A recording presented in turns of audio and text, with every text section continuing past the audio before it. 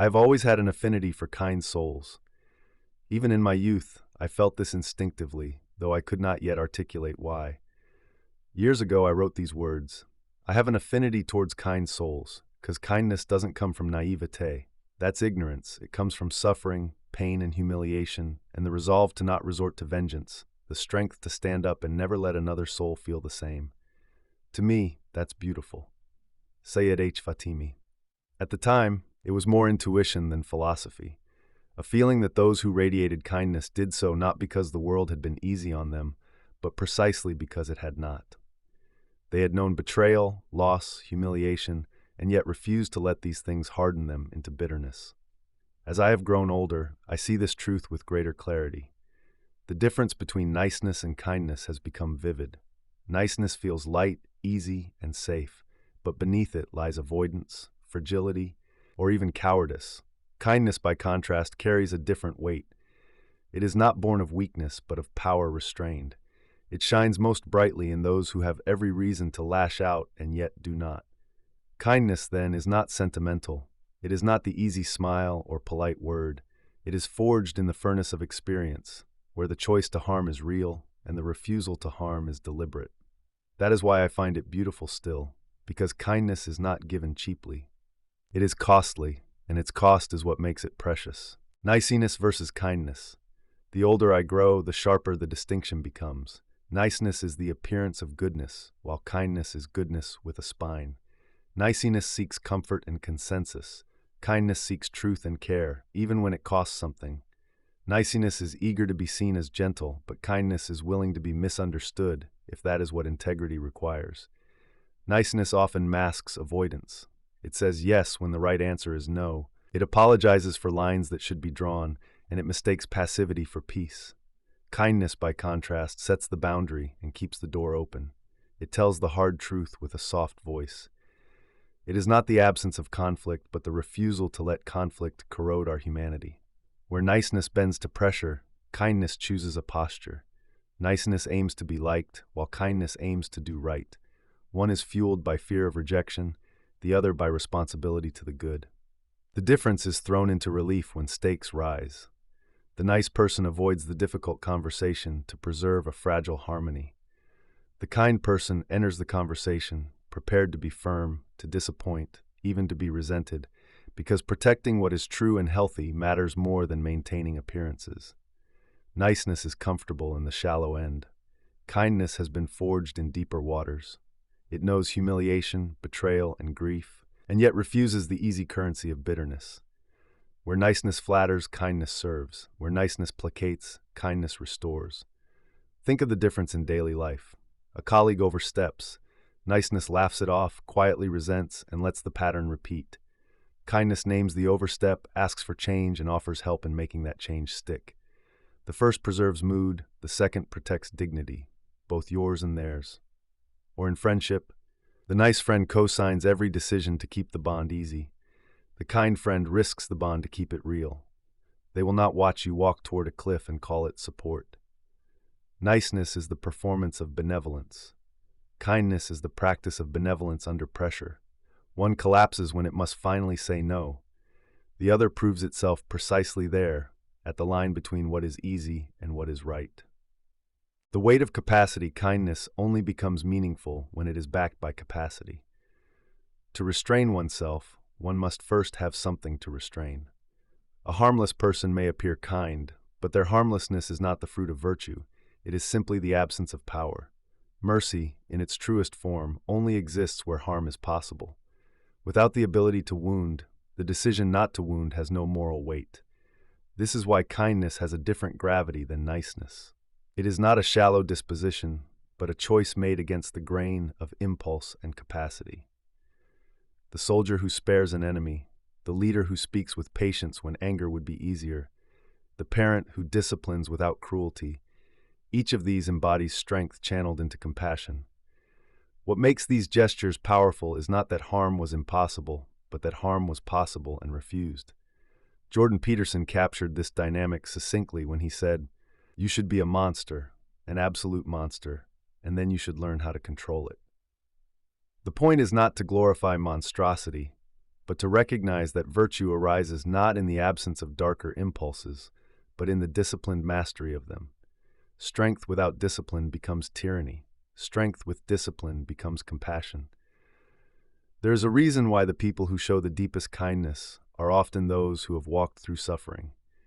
They know humiliation, betrayal, grief, and rage. They have tasted bitterness, and yet they refuse to become its vessel. Their kindness is not a lack of teeth.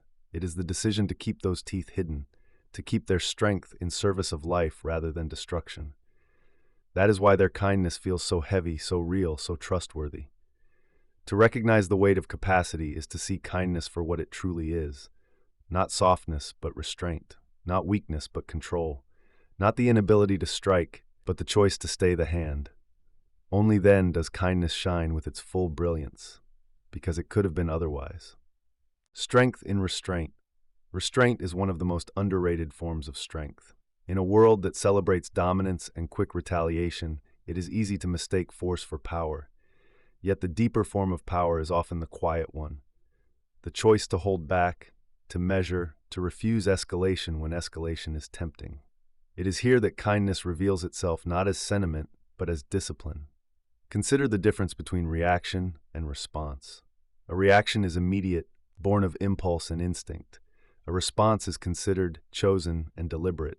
Niceness reacts, kindness responds.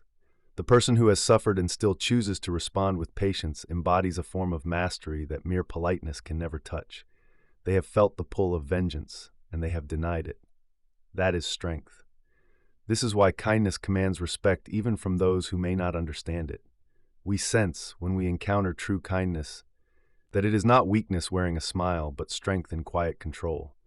The kind person does not need to prove their power. They reveal it in how they withhold it. Their authority rests not in what they could destroy, but in what they choose to protect. There is also a paradox here. Restraint is not passivity. It is not indifference or withdrawal. To restrain requires engagement, vigilance, and presence. It is easier to lash out or to withdraw entirely.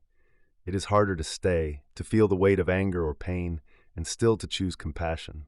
That choice is not made once, but again and again, in the ordinary tests of daily life. Each time it is made, strength is renewed.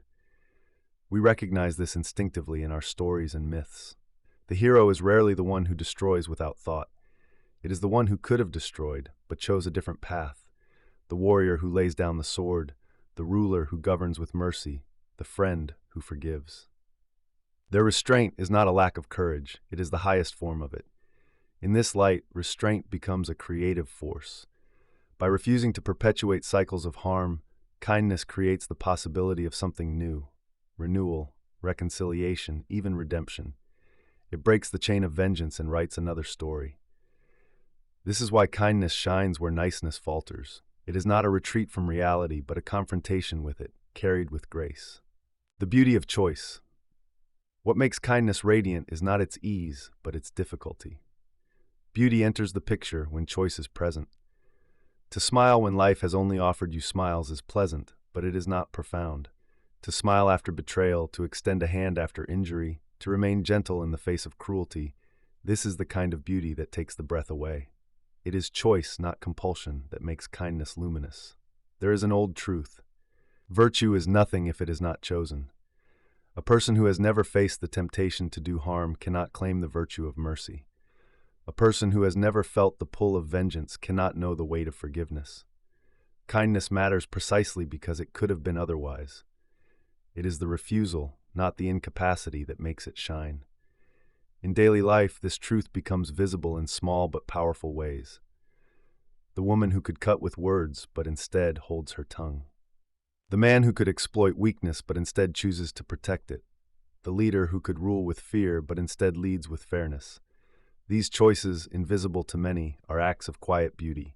They are not grand gestures, but daily refusals to perpetuate harm.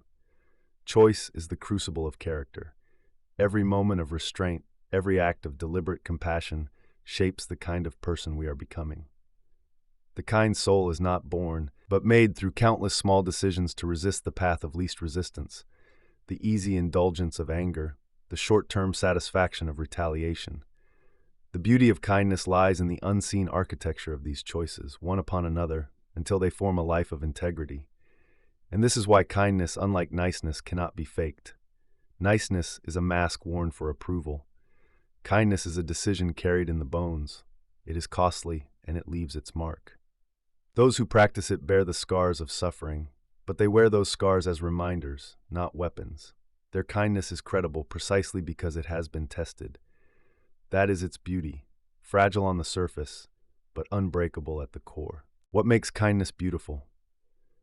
In my youth, I sensed that kindness was something different from the easy smiles that passed for goodness.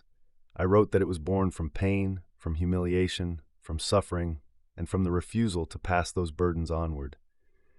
Years later, I know this more deeply. Kindness is not the mask of naivety. It is not weakness disguised as virtue. It is the discipline of strength, the mastery of capacity, the choice to shape pain into protection rather than perpetuation. Niceness bends to be liked. Kindness stands firm to do what is right. Niceness avoids conflict. Kindness endures it. Niceness hides weakness. Kindness holds power. To confuse the two is to miss the beauty of kindness entirely, for it is not the absence of teeth, but the will to keep them sheathed. It is not the lack of anger, but the transformation of anger into care. It is not the easy path, but the chosen one. And so when I meet a kind soul, I recognize them not by their gentleness alone, but by the gravity of their presence. Their kindness has weight. It carries history, scars, strength, and choice. It has been tested and found true. It is beautiful not because it is soft, but because it is strong. Not because it is easy, but because it is costly.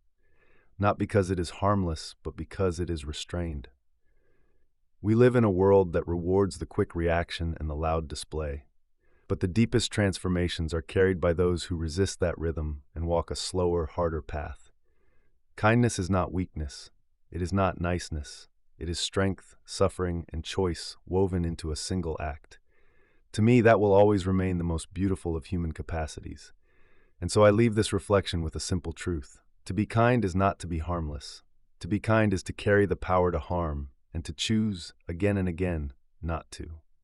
That is where beauty lives. That is what makes kindness beautiful.